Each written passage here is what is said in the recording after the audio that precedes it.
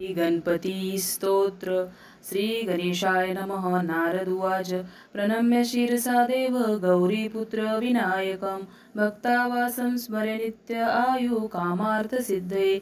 प्रथम क्रतुण्डच एकदन्त द्वितीयकं तृतीय कृष्णपिङ्गा च गजवक्त्र चतुर्थकं लम्बोदरं पंचम षष्ठ विकटमेव च सप्तम विघ्नराजेन्द्र धूम्रवर्ण तटाष्टकं नवम बालचन्द्रस दशम तु विनायकम् एकादशं गणपति द्वादशं तु गजाननं द्वादशैतानि नामानि त्रिसन्देह पठेन्नर न च विघ्नय भय तस्य सर्वसिद्धिकर प्रभो।